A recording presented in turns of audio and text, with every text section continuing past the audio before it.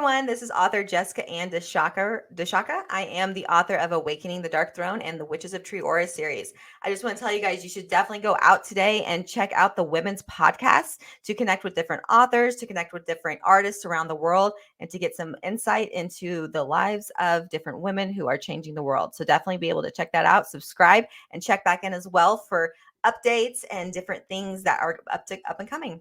Thanks and have a great day.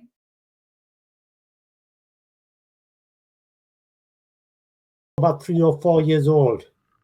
Yeah. Wow. And it started with my brother. My brother, I had all types of abuse except for sexual. I did not have sexual abuse. Right. So it started with him. It was physical and verbal and emotional. What I didn't realize until much later in my life was that my parents also abused me. One, in that they didn't protect me. They never stopped him. But it got to the point too where my mom actually used the abuse to help control me. So it kind of it got real dark. So your brother was doing the abuse initially, but your mother, instead of helping you, what did she like take his side, your brother's side in a way?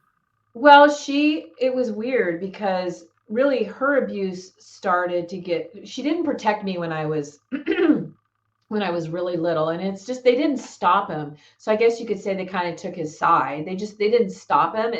I don't know if they realized the extent of what he was doing. But when I was about 11 or 12 years old, I started putting weight on because I started emotionally eating, but I didn't realize that that's what I was doing. So I started putting weight on. And for my mom, it changed our relationship because before I was this pretty little girl that she could dress up and fix my hair up, and I was in ballet. All of a sudden, I'm putting weight on. I'm not that cute little girl anymore. So she started getting vicious. And instead of teaching me how to lose weight, she used it against me.